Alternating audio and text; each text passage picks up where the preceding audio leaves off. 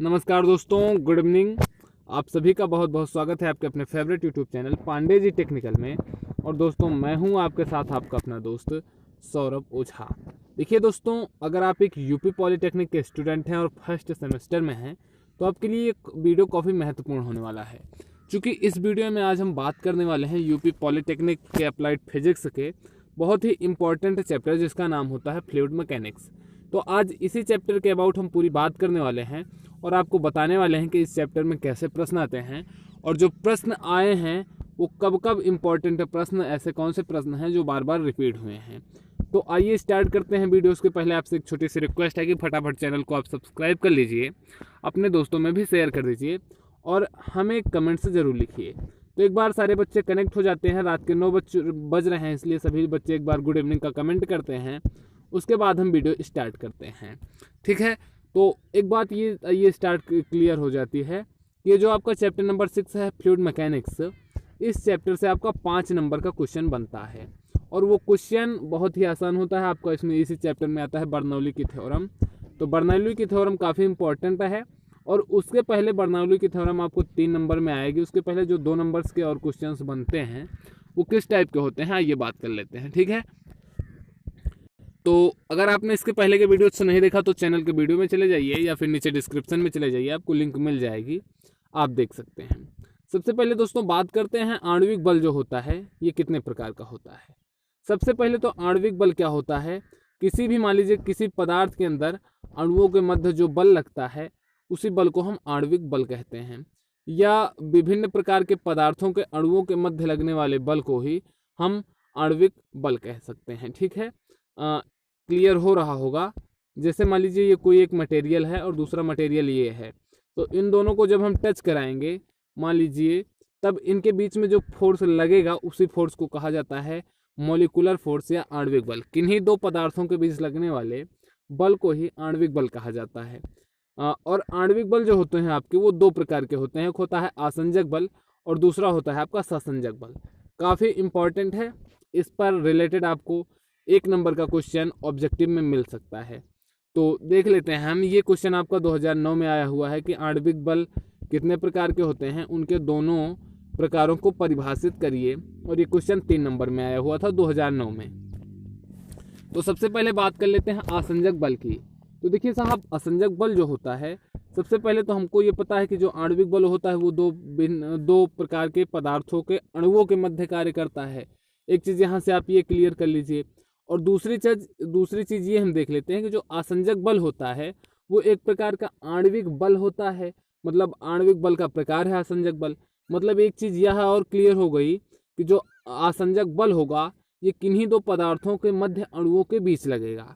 तो आसंजक बल जो होता है वो किन्हीं 2 भिन्न, ये मान लीजिए x रहेगा और ये मान लीजिए y है, किन्हीं 2 भिन्न पदार्थ के अणुओं के मध्य लगने वाले आकर्षण बल को आसंजक बल कहते हैं।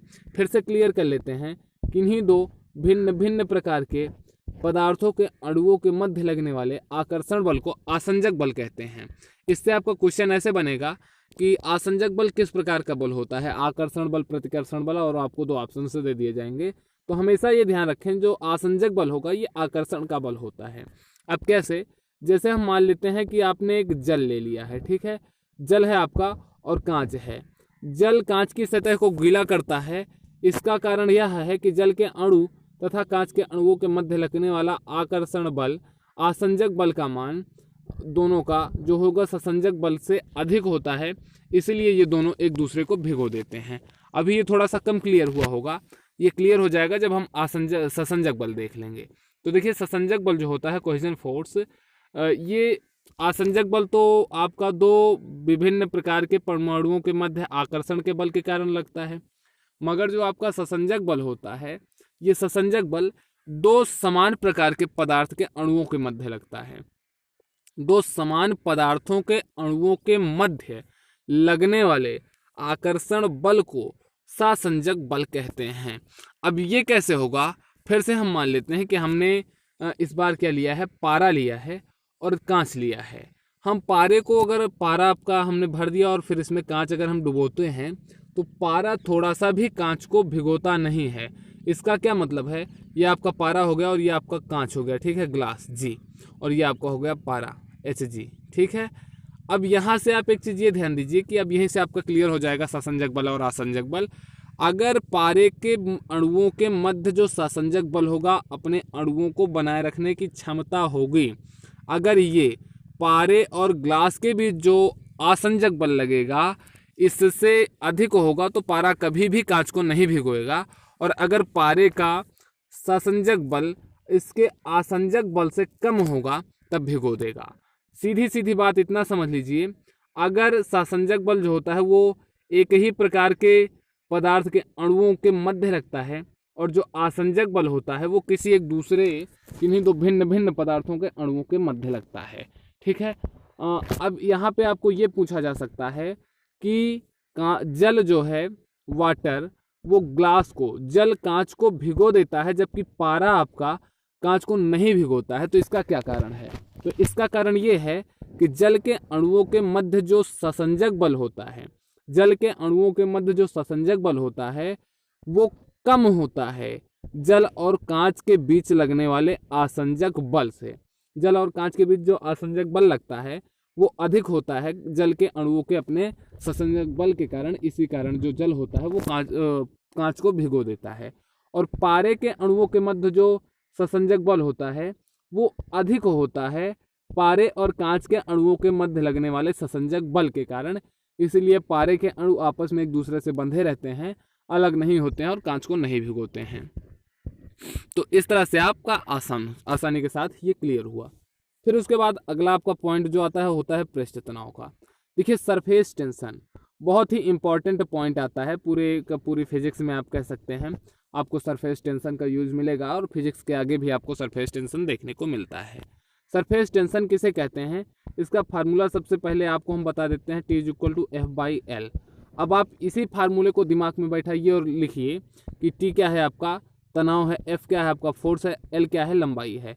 प्रति एकांक लंबाई पर लगने वाले बल को ही पृष्ठ तनाव कहते हैं।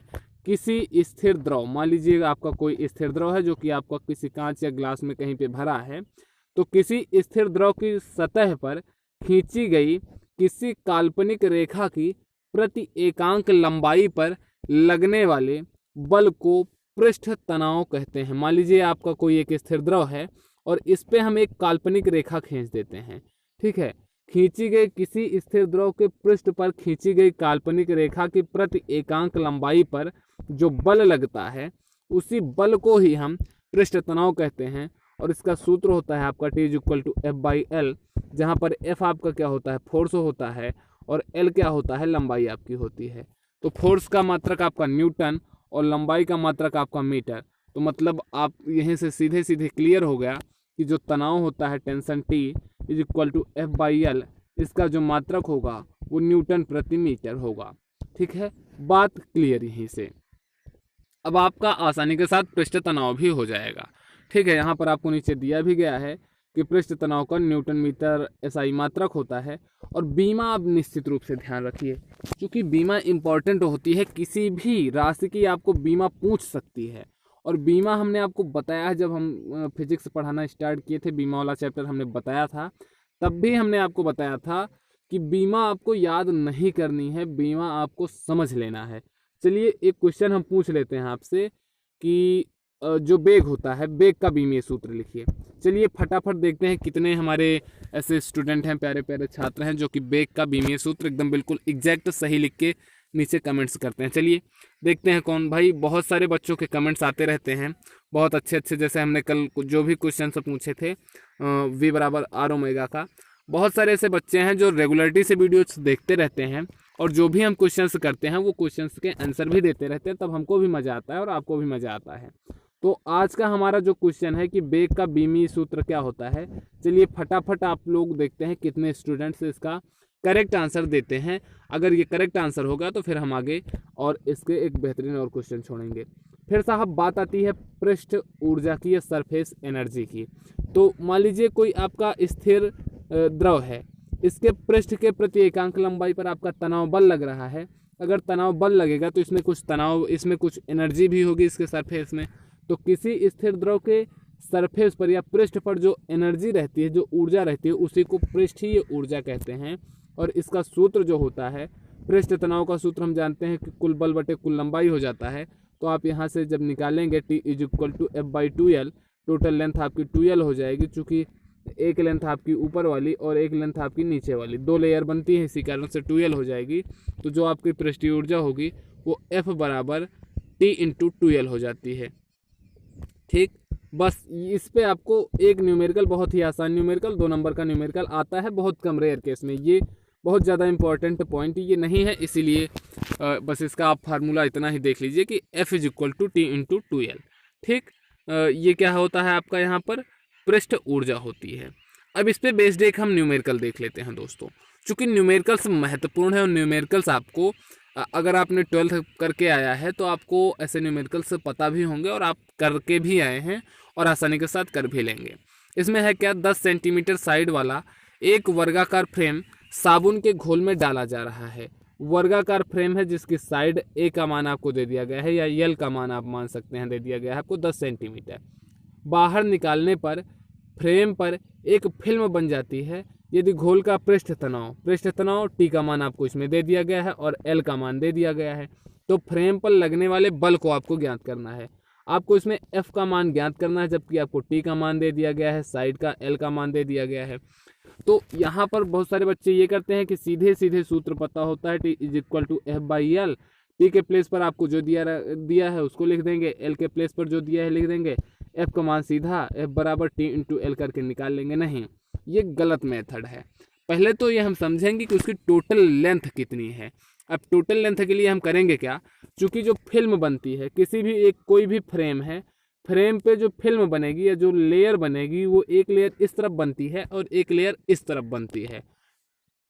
क्लियर हो रहा है? आप कोई भी फ्रेम एक ले लीजिए, फ्रेम पर आपका अगर इसको डुबो देंगे तो एक तरफ इधर भी बनेगा, इधर भी रहेगा, इधर भी रहेगा, इधर भी रहेगा, ऐसे ऐसे ऐसे ऐसे।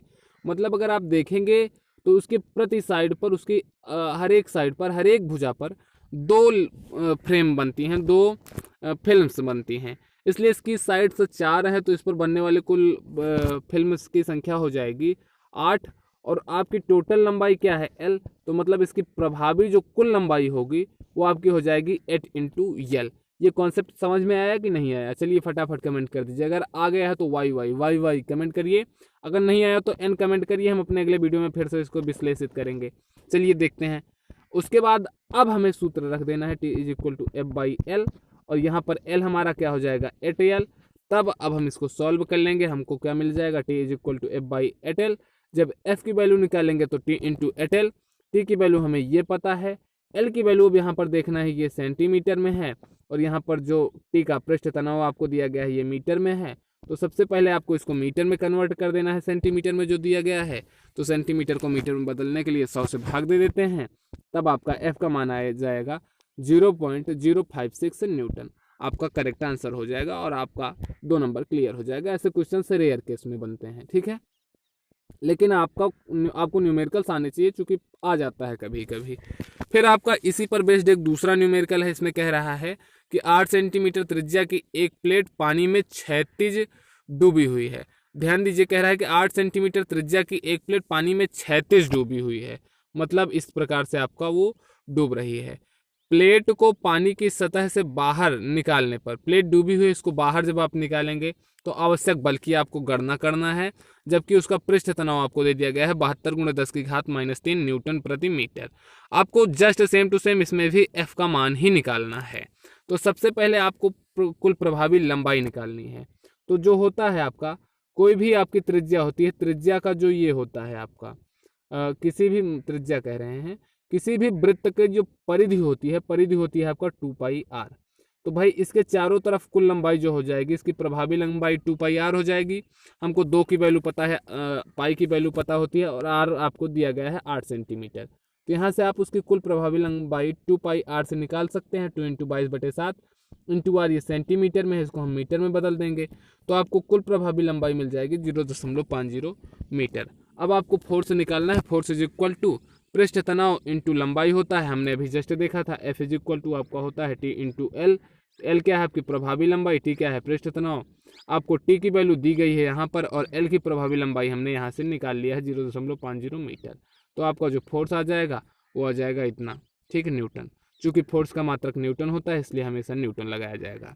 अगर आपका न्यूटन नहीं आ रहा है तो समझ लीजिए कि आपका आंसर गलत हो रहा है। इसको आप चेक कैसे करेंगे, एफ बराबर होता है आपका टी इंटू एल, और टी का मात्रक आपका होता है न्यूटन प्रति मीटर, एल का मात्रक होता है आपका मीटर, इस मीटर से ये मीटर कैंसिल, बच गया आपका न्यूटन, मतलब एफ का मात्रक हो गया न्यूटन। इस प्रकार से आप प्रश्नों को कर सकते हैं। तो अगले वीडियो में हम अपने स्पर्श कोण बताएंगे, स्पर्श कोण के साथ साथ बर्नौली के थ्योरम से बताएंगे। तो नमस्कार, तब तक के लिए जय हिंद। अगले वीडियो का इंतजार करिए, डेली रात के 9 बजे आपको वीडियो से मिलती हैं यूपी पॉलिटेक्निक फर्स्ट सेमेस्टर की। केमिस्ट्री की वीडियो, मैथ्स की वीडियो आपको बहुत ही धमाकेदार तरीके से मिला करती हैं डेली के शाम 7 बजे आपके पांडे जी के द्वारा, रोशन पांडे जी के द्वारा पॉलिटेक्निक एंट्रेंस एग्जाम की क्लासेस चलती हैं और हमारे चैनल पे आपको पॉलिटेक्निक से रिलेटेड कोई भी इन्फॉर्मेशन सबसे पहले मिलती है। तो उम्मीद है वीडियो पसंद आया होगा। नमस्कार, जय हिंद, जय भारत। फिर मिलते हैं अगले वीडियो में किसी एक नए पॉइंट के साथ।